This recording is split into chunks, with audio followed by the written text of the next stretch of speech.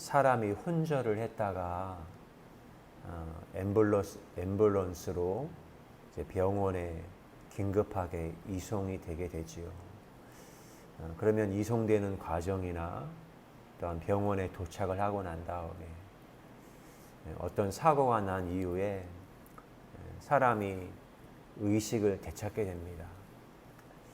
의식을 되찾은 사람은 눈을 떴을 때 굉장히 혼란스럽고 혼돈이고 카오스의 상태에 빠지게 되는 것이죠.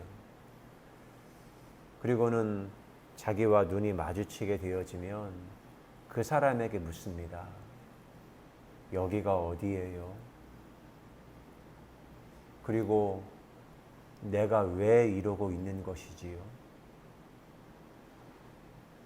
사람이 어떤 혼란스러운 상황 가운데 깨어나면 반드시 두 가지를 질문합니다. 여기가 어디지요? 내가 왜 이러고 있는 것이지요? 세계와 존재에 대한 근본적인 질문을 던지는 것입니다.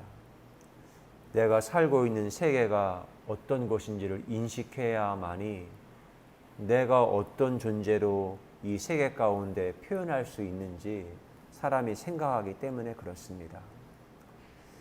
우리 인간은 내가 어디에 있는지, 내가 무엇을 해야 하는지 그걸 살피기 위해서 우리 인간들이 한 것은 하늘을 보았습니다.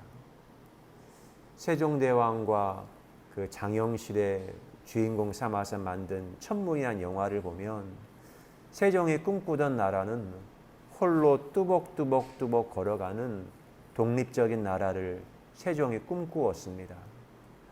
그때 당시만 해도 시간이 명나라의 시간에 종속되어 있었고 글자라는 것도 한자의 문화에 의해서 종속되어져 살았던 것이 바로 조선이라는 나라였습니다.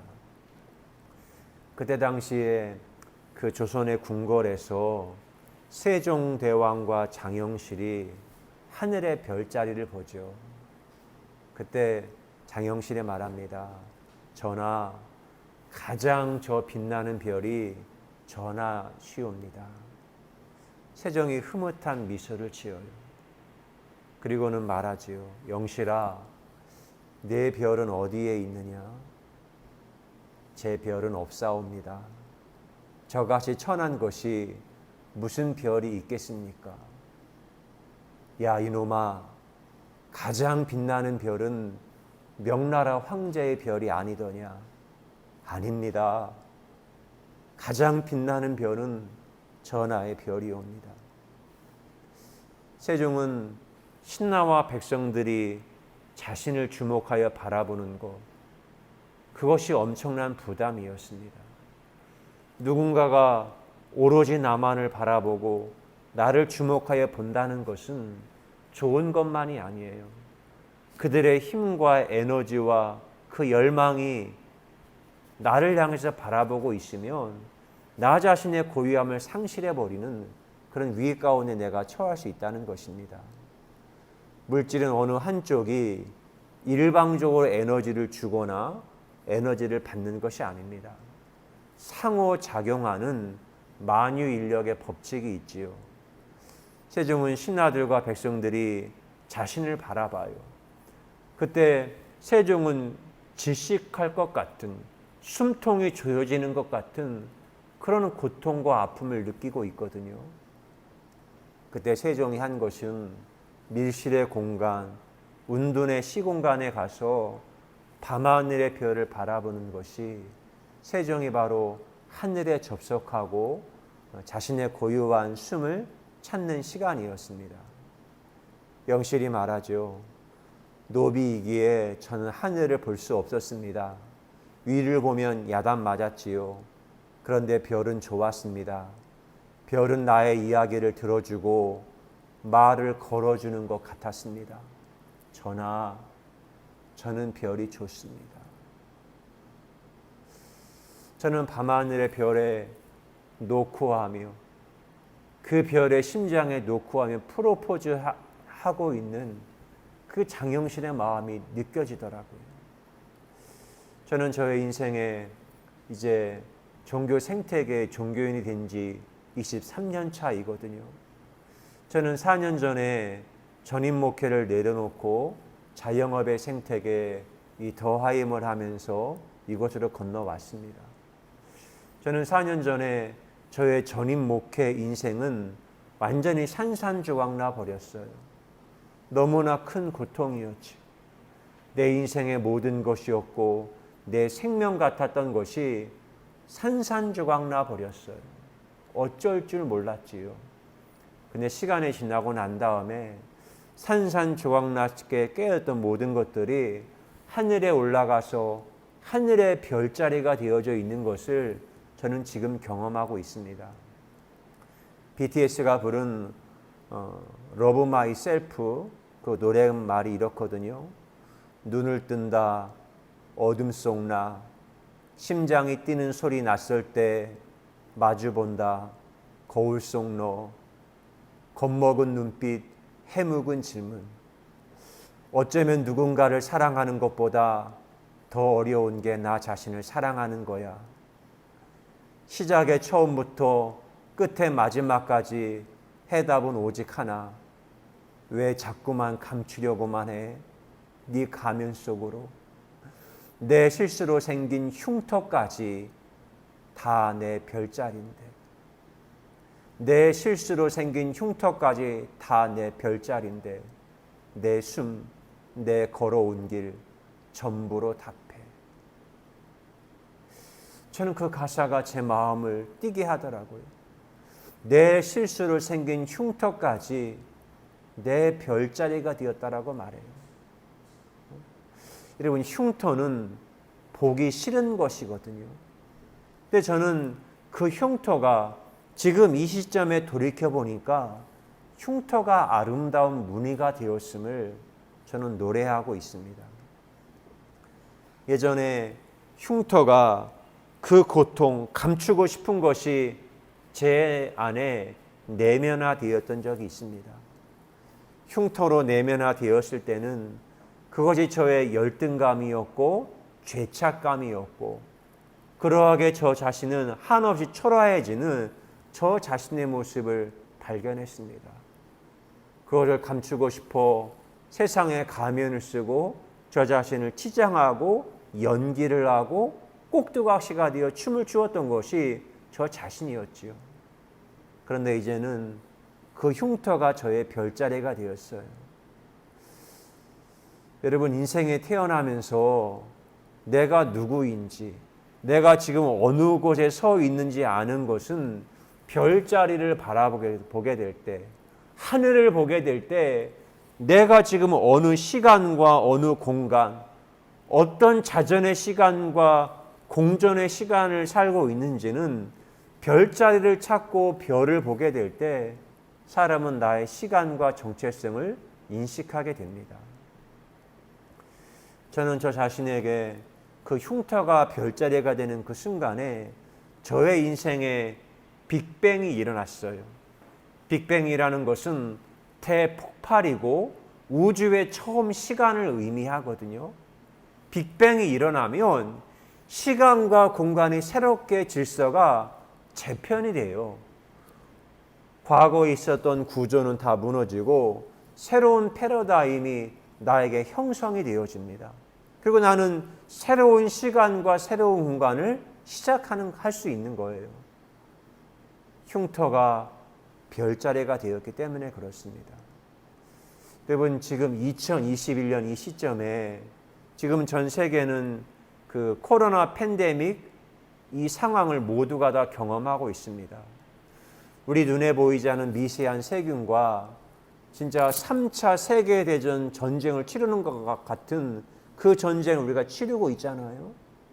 근데 역사적으로 1차 세계대전, 2차 세계대전이 끝날 때마다 있어진 현상들은 전 세계의 국경선이 새롭게 그려졌어요. 유럽의 국경선이, 중동의 국경선이, 2차 세계대전이 끝나고 난 다음에는 한반도의 국경선이 새롭게 그려졌어요. 새로운 냉전 체제의 질서, 이런 전쟁이 끝나고 나면 새로운 질서가 재편이 되어집니다. 그런데 우리는 지금 코로나 팬데믹 전쟁을 치르며 지금 세계가 지금 재편되고 있어요. 우리가 지금 그것을 인식하고 있습니다. 물론 완전히 새로운 세계가 오지 않았기 때문에 지금은 불안해요. 마치 우리가 커피를 마시거나 차를 마실 때 물 위에 물을 커피포트에 놓고 물을 끓이지 않습니까? 그러면 액체가 막 끓어요. 물이라는 것이 액체로 있다가 끓는 점에 다다르면 기체가 되어 승화되어 올라가요. 물이라는 것이 액체가 기체로 바뀌는 그런 분기점, 대전환기에 서 있어요. 우리가 지금 그런 상황 가운데 있어요. 물인데 액체인지 기체인지 변화되는 그런 불안의 시점권에 서 있는 것입니다. 지금 전 세계가 그렇게 질서가 재편되고 서식지가 바뀌고 있는 그런 상황 가운데 우리가 서 있는 것입니다. 그러면 우리가 그동안 우리의 생각과 사고를 지배했던 그런 생각의 질서 이념들이 새롭게 형성이 돼요. 새로운 별자리가 우리에게 형성이 되는 겁니다. 여러분, 지금 세계가 팬데믹 상황이거든요. 그런데 전 세계에 이러한 팬데믹 상황이 발견했던 과거 시대가 있어요. 그것이 중세 시대에 흑사병이 창궐했던 때였습니다. 그때는 아직 정확한 통계가 나와 있지 않지만 흑사병 패스트가 유행할 때 유럽의 인구 3분의 1이 죽었어요. 3분의 1이 죽었다니까요.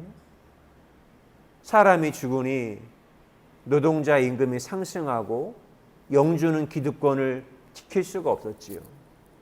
여러분, 중세 시대를 상징하는 두 가지의 질서가 있습니다. 아세요? 중세 시대? 첫째가 뭐냐면 봉건제도예요. 봉건제도. 두 번째는 기독교, 신이 모든 것을 결정하는, 교황권이 모든 걸 결정하던 그런 시대였습니다. 교황권, 신의 절대 통치, 신앙의 이념과 가치가 모든 것을 결정하고 모든 관점을 가지고 있던 시대였어요. 그래서 이해하고 알 수 없는 질병이 그 도시와 시대 가운데 오게 되자 사람들은 그 질병의 실체를 볼 수 없었기 때문에 고통스러운 상황 가운데 사람들이 교회, 성당에 모여서 기도하기 시작을 했어요. 그런데 패스트 질병을 해석할 수 없으니 오히려 모여서 기도하고 오히려 사제들은 사열한다고 피를 뽑았죠. 심지어 사제들도 죽어가는 겁니다. 신의 대리인을 역할을 했던 사제들이 죽어가는 거예요. 근데 그런 상황을 몇십 년, 100년을 거치며 지켜가는 거예요. 오히려 그 패스트 상황의 시간을 지나고 난 다음에 흑사병 앞에서 무조건 맹신, 맹목적으로 하나님을 따른 사람보다 흑사병 앞에서 자세히 관찰하고 탐색하고 과학적으로 문제를 해결하려고 했던 사람들이 오히려 살아남은 거예요. 그 고통, 죽음의 질병권에 살아남은 사람들이 의식이 깨어난 거예요. 고통 가운데 어떤 체제, 어떤 생각으로 반응했던 사람이 생존한 것이지? 의식이 깨어나고 나니까 맹목적으로 어떤 성경 이걸 믿는 것보다 과학적, 인문적인 지식이 훨씬 효과가 있음을 사람들이 깨달은 거예요. 그리고 그때 당시에 르네상스, 문의 부흥이 피렌체를 중심으로 일어나게 됩니다. 그리고는 돈을 가졌던 많은 사람들, 상인들이 예전에는 죽으며 교황청에 기부를 했는데 이제는 그들이 그 많은 재력을 가지고는 과학자들, 예술인들, 문화인들, 그들에게 기부를 한 거예요. 그 기부의 대표적인 가문이 피렌체의 대가문이었던 메디치 가문이었어요. 그걸 기부하니까 과학과 예술과 문화와 이것이 꽃이 피우네요. 그때 대표적인 과학자 갈릴레오 갈릴레이는 네덜란드에 발견된 망원경을 가지고 하늘을 관찰해요. 밤하늘의 별을 관찰합니다. 그리고는 그 전까지 가지고 있었던 지구가 모든 시간과 우주의 중심이 아니라 태양의 중심이다. 그게 여러분 우리의 사고 가운데 빅뱅이 일어나는 거예요. 시간과 공간이라는 인식이 완전히 빅뱅이 일어나는 것입니다. 그래서 르네상스의 뜻이 재탄생, 부활, 재창조, 재구성, 시간과 공간을 새롭게 사람들이 인식하게 된 거예요. 아주 자세히 미세한 변화를 오랜 시간에 걸쳐서 탐색하고 밤하늘의 별을 관찰한 거예요. 여러분, 우리는 지금 과학적으로 알지만 우리 몸으로 보통 인식하면 지구가 둥글다는 것을 인식할 수 있습니까? 이 땅이 움직이고 있는지 정지해 있는지 그냥 생각하면 땅은 정지해 있는 것 같아요. 그런데 갈릴레오 갈릴레이가 오랜 시간을 관찰해 보니까 지구가 둥그네요. 지구가 움직이고 있네요. 새로운 시간과 공간을 볼 수 있는 눈을 열어주게 된 것입니다. 그리고는 사람들이 더 잘 생존하기 위해서 누군가가 주입해 준 그 개념과 관념을 일방적으로 받아들이는 것이 아니라 스스로 어떤 일들 앞에 스스로 질문하고 스스로 탐색하고 관찰하고 스스로 정의해가는 이런 과학적 탐구의 길을 걷게 되었다는 것입니다. 이런 끊임없이 우리는 시간과 공간, 이 존재와 이 세계에 대한 끊임없는 질문을 던져야만 합니다. 우리가 코로나 팬데믹을 경험하기 전까지 우리 대한민국은 서구, 서유럽과 영국과 미국 주도하는 그것에 우리는 길들여져 살았어요. 그것이 문명 국가였고 우리의 대한민국은 그것 따라잡으려고 얼마나 열심히 달렸습니까? 일본 외국은요, 자기들은 서양에 속한 나라라고 G7의 편입이 되어 그렇게 살았잖아요. 근데 코로나 팬데믹 상황 가운데 그들의 실체가 다 드러났잖아요. 우리 대한민국이 새롭게 바이블을 써가면서 새로운 질서를 만들어가면서 그들에게 놀라움을 주었어요. 그래서 결과가 나왔잖아요. 2021년 지난 7월 수출액이 역대 최대의 수출 규모를 기록을 했어요. 그리고는 수출액의 내용을 보면요, 더욱더 놀라워요. 우리나라가 수출하고 우리나라를 먹여주는 것이 반도체 수출액이 50%를 넘었던 적이 있습니다. 반도체가 대한민국을 먹여 살렸어요. 그런데 지난 2021년 7월 수출액을 보면 반도체 수출 규모는요 17, 8%로 떨어졌어요. 반도체 수출량이 줄어든 게 아니라 상대적으로 다른 물품들이 너무 잘 많이 팔렸어요.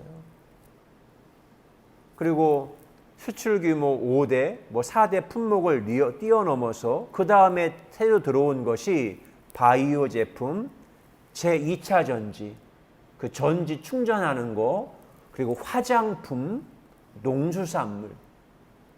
이게 엄청난 수출량이 늘었어요. 우리나라가 의학이 제품이 팔려요. 2차 전지는 이해가 되고 화장품은 K-문화, K-팝 이게 열광이 되면서 화장품이 잘 팔려요. 근데 의외한 건 뭐냐면 농수산물이 8위인가 9위로 수출량이 엄청나게 늘어났어요. 농수산물이 엄청나게 팔리고 있다는 거예요, 대한민국이. 이게 어떻게 해석해야 되는 거죠? 여러분, 대한민국 브랜드 가치가 높아지면서 대한민국은 안전한 나라, 안전한 식품, 이 브랜드 가치가 높아지다 보니까 농수산물 수출량이 엄청나게 늘었어요. 여러분, 이런 일을 겪고 나니까 이제 내가 하는 게 뭔지 압니까? 이제까지 있었던 모든 상황과 현실을 과거에 있었던 문법과 방식을 가지고는 지금의 상황의 해석이 안 돼요. 지금의 상황을 해석하려면 새로운 문법, 새로운 방식, 빅뱅이 일어난 새로운 시점과 관점을 가지고 문법을 가지고 해석해야만이 지금의 상황이 해석이 돼요. 우리가 살고 있는 생태계의 지축이 바뀐 겁니다. 이전에 없었던 새로운 질서가 형성이 된 거예요. 예수님이 요한복음 6장에 오병이어의 기적을 행하셨어요. 새로운 경로와 새로운 별이 등장을 한 겁니다. 그때 당시에 기득권을 가졌던 이들은 예수님의 새로운 별과 새로운 경로의 등장을 기득권들은 허용하지 않았어요. 요한복음 7장 1절에 그 기득권들의 반응이 나옵니다. 그 후에 예수께서 갈릴리에서 다니시고 유대에서 다니리 아니하심은 유대인들이 죽이려 함이로라. 당시에 기득권을 잡았던 이들은 예수님의 등장, 새로운 존재의 출현을 원하지 않는 거예요. 오히려 새로운 존재를 증오하고 혐오하고 죽이려 하고 있는 기존의 질서를 보게 됩니다. 그런데 지금도 마찬가지입니다. 새로운 질서, 새로운 세계가 우리에게 다가오고 있는데 그 시대의 질서, 옛날에 친자본주의, 친제국주의, 거기에 길들여진 존재들은요, 우리에게 자유를 허락하지 않아요. 그러나 이때 세계를 바라보는 안목을 가져야 돼요. 이제는 우리가 지금이 소유하는 산업화 제조의 시대가 아니라 공유하는 디지털 시대로 완전히 바뀌었어요. 여러분, 세계 10대 기업을 보면 하나의 기업을 제외하고는 다 디지털 플랫폼화된 기업들이에요. 그리고 이제는 어떤 진영, 집에 머물러 있는 게 아니라 사람들이 끊임없이 길로 나오는 걸 사람들이 열망해요. 갇혀 사는 존재가 아니라. 여러분, 2021년도 아카데미 최우수 작품상 받은 게 노마드랜드잖아요. 길 위에 사는 사람들의 여정이 아카데미 작품상을 받았어요. 오늘을 살고 있는 사람들의 시대가 무엇에 열광하고 있는지 그걸 봐야 돼요. 탐욕에서 자유의 시대로 사람들의 생각이 바뀌었어요. 그렇다면 지금 우리에게 있어진 것들을 새로운 질서, 새로운 문법으로 이 모든 세계를 보고 새로운 세계를 우리가 건너가야만 하는 겁니다. 여러분, 전 세계 1위 기업이 애플 아닙니까? 애플은 여러분 제조업체가 아니에요. 우리나라 삼성전자도 스마트폰을 만듭니다. 삼성전자는 제조업체입니다. 스마트폰을 만들어요. 그러나 혁신의 기업 애플은 플랫폼 기업입니다.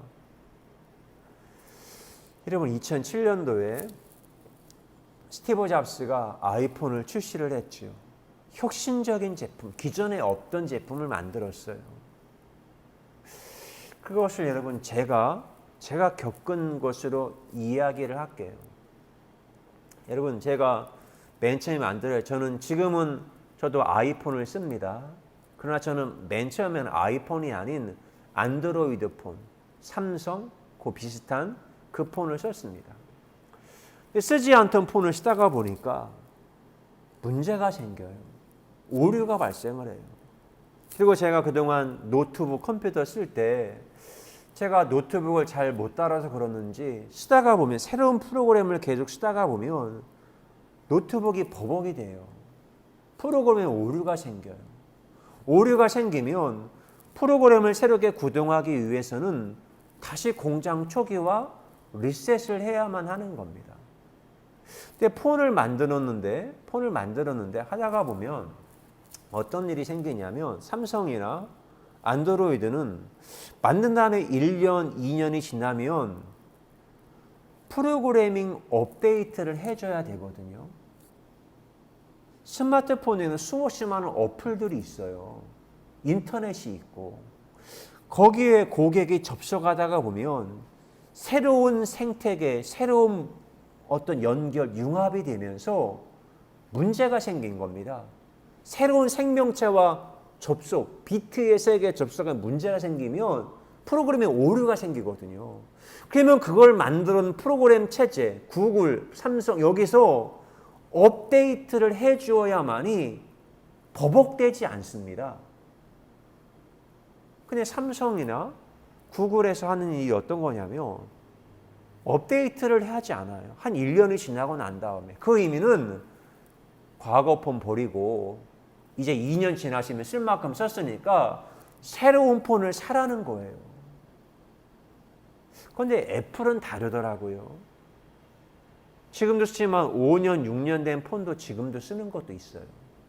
끊임없이 프로그램을 업데이트를 해줍니다. 프로그램이 업데이트가 되면 문제가 생기는 모든 것 가운데 새로운 질서로 늘 그것에 반응하며 문제를 해결할 수 있는 거죠. 이것을 컴퓨터 용어로 가리켜서 코딩한다라고 합니다. 문제를 스스로 코딩해서 풀어가는 거예요. 그러니까 제가 지금 이 맥북을 쓰고 있거든요. 이건 여러분 제가 쓴 지 이제 6년, 7년이 됐습니다. 과거는 노트북 그렇게 쓰면요. 쓰지 못했어요. 버렸어요. 3년, 4년 하면 버렸어요. 근데 이거는 지금도 여전히 쌩쌩합니다. 이 회사에서 끊임없이 무료로 업데이트하고 코딩하고 한 걸 끊임없이 공유해줘요. 자, 이게 어떤 의미죠? 소유의 시대가 아니라 자기의 지식과 정보를 무료로 업데이트해줘요. 그러면 우리 소비자는 그것에 접속을 하고 그 생태계에서 뛰노는 겁니다. 그러니까 애플이라는 회사가 어마어마한 기업이 된 거예요. 여러분, 우리가 끊임없이 새로운 세계를 만납니다. 우리라는 존재가. 그러나 새로운 세계를 만날 때 나라는 존재는 늘 두려워요. 이 세계에 내가 뿌리를 내리고 안착할 수 있을까? 내가 생존할 수 있을까? 저는 그때마다 하는 것이 프로포즈를 합니다. 세계에. 이 무대에 제발 나를 좀 받아달라고. 컨텍스트에, 이 삶의 여성성을 가진 컨텍스트에 마치 남성이 프로포즈하는 것처럼 나를 좀 받아달라고. 당신의 문을 열고 나를 좀 품어달라고 저는 프로포즈를 하는 거예요. 예수님이 그때 당시에 기득권자들이 예수님을 거절해요. 그러나 그때 예수님은 거절당해도 예수님이 하신 내용이 오늘 요한복음 7장 10절 말씀입니다. 그 형제들이 명절에 올라간 후에 자기도 올라가시되 나타내지 않고 은밀히 가시니라. 거절당해도 그들이 죽이려고 해도 예수님은 포기하지 않고 여전히 하나님의 떨림과 진동을 따라 삶을 향해서 노크하며 프로포즈 하시는 거예요. 새로운 세계에 프로포즈 하시는 거예요. 여러분, 중세에 흑사병이 14세기에 발병했어요. 물론 정확한 기록은 그때 기록하지 않으니까. 근데 14세기에 발병한 흑사병이 안정되기까지는요 100년이 넘는 시간이 걸렸어요. 200년, 300년까지 그 과학기술이 발달하고 의료가 발달하기까지 매년 찾아오는 유행병 같은 것이었거든요. 14세기 흑사병이 생기고 르네상스가 14세기부터 16세기까지 지속되고 종교개혁이 1517년에 있었어요. 그리고 영국의 대문호 윌리엄 셰익스피어가 1564년에 태어나서 1616년까지 삽니다. 영국의 그 영어권, 문학의 엄청난 꽃을 피운 극작가이며 시인이지요. 근데 윌리엄 셰익스피어가 살 때까지 영국에는요, 흑사병이 완전히 잦아들지 않은 겁니다. 위생 문제가 완전히 해결되지 않으니까. 그러니까 영국에서도 이 패스트가 마치 봄 질병과도 같이 유행이 되면 영국 사회에 자가격리 기간이 있었답니다. 자가격리 기간. 자가격리가 되면 내가 사막과 광야 같은 은둔에 거하는 그런 시간을 경험하는 겁니다. 그런데 이런 전염병이 인식이 됐을 때 극장도 폐쇄가 되어지고 무대도 폐쇄가 되어지고 영국이 다 셧다운되는 자가격리되는 그런 일들을 겪는 겁니다. 근데 그렇게 되어지면 셰익스피어의 그 소설과 극에도 그 패스트로 인한 자가격리 그 고통과 아픔이 셰익스피어 문학 가운데 녹아 있는 거예요. 그 대표적인 것이 로미오와 줄리엣에 그게 녹아 있습니다. 줄리엣의 가짜 죽음을 전하러 간 시종이 자가격리가 되어서 그 메시지가 닿지 않은 거예요.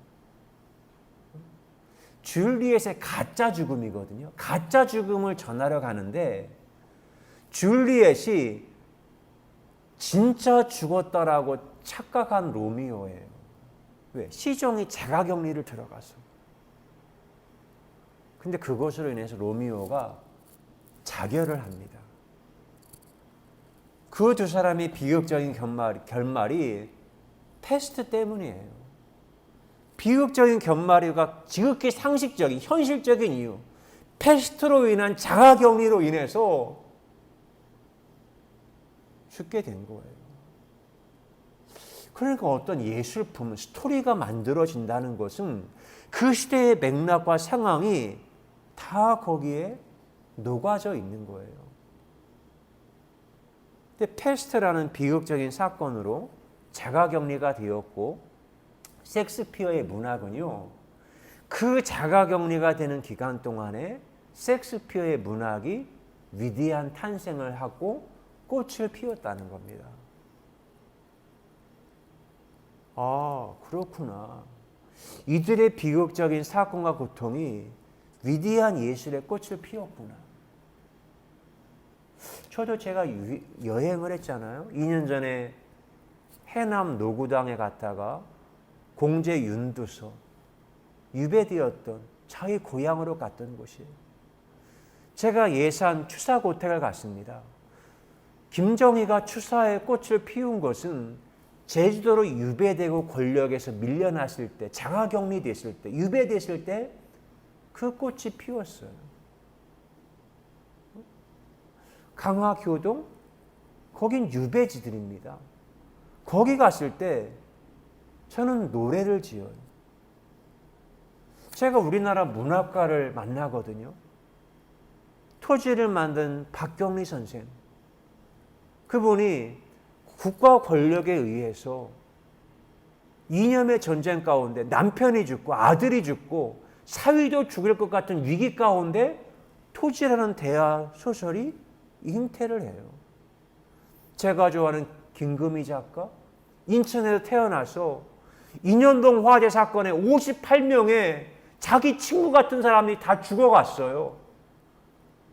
그것 가운데 경애의 마음이 만들어져요.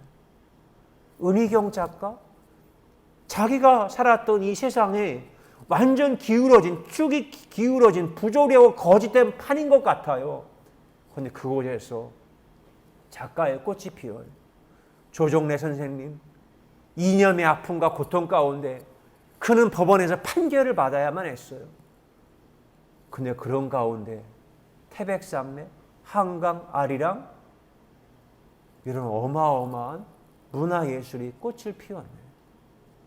오히려 권력과 어떤 팬데믹, 전염병, 사상의 억압, 오히려 이런 상황이 위대한 꽃을 피우는 기회가 되었어요. 오히려 광야와 사막 같은 공간이 오히려 내가 죽지 않고 사막과 광야에서 내 생명을 지킨다면 오히려 그곳이 나의 고유한 생명을 지키는 고유한 성지가 된다는 겁니다.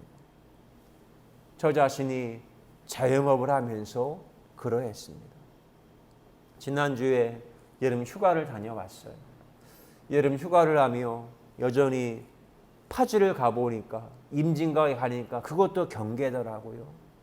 올해 여행을 했던 곳이 강원도 고성, 통일 전망대, 강화도 교동, 경기도 파주, 휴전선과 맞닿은 곳이에요.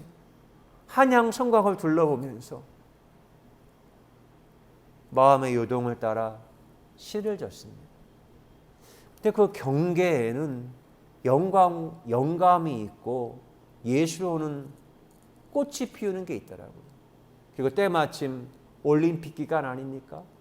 양궁 선수들이 활 시위를 탁 팽겨 놓을 때 바꿀 수 없는 게 활 시위를 떠나는 화살은 바꿀 수 없어요. 과거의 시간.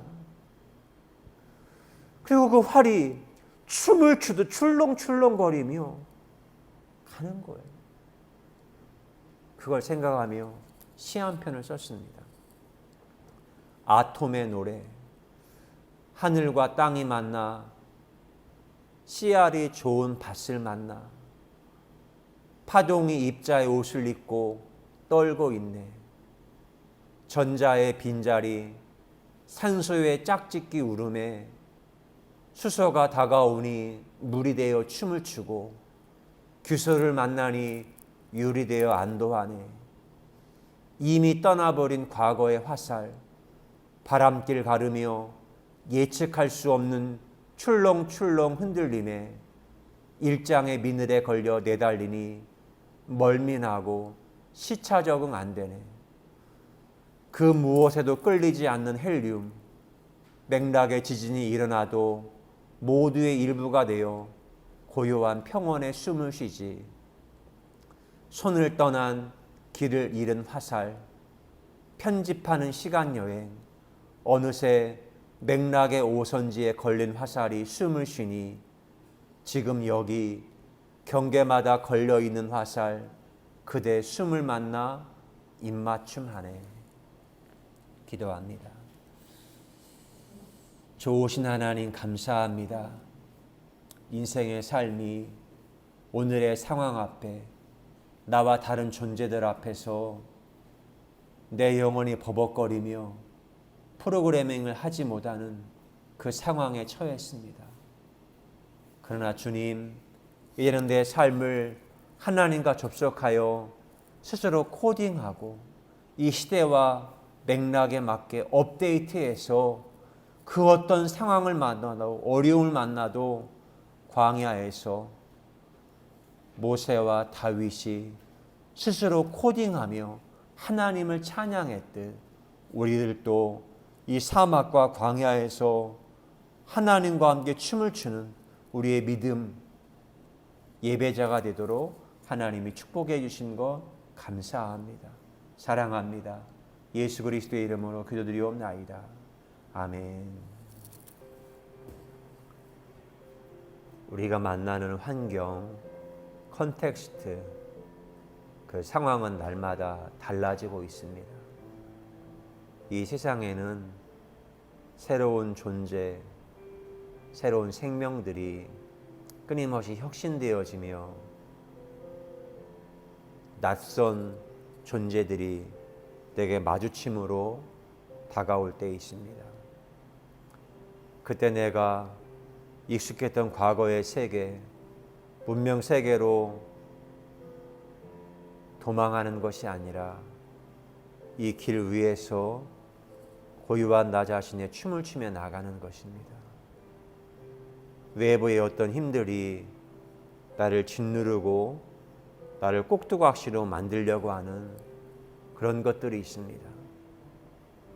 그러나 나는 홀로 자유인의 춤을 추며 뚜벅뚜벅 세종이 독립적인 나라를 꿈꾸었듯 조선의 시간을 만들고 조선의 문자를 만들며 나아갔듯 독립의 꿈을 꿉니다. 제 고향에서 문학을 꽃피웠던 시문 선생님이 있습니다. 그분이 나라를 빼앗겼을 때 외놈들에게 나라를 강탈당하고 이 민족의 존엄함이 짓밟힐 때 그가 그날이 오면이라는 시를 썼습니다. 그날이 오면 삼각산이 일어나 더덩실 춤이라도 추고 한강물이 뒤집혀 용솟음 칠 그날이 이 목숨이 끊기기 전에 와주기만 하량이면 나는 밤하늘에 나르는 까마귀가 되어 종로의 인경을 머리로 들이받아 올리오리다.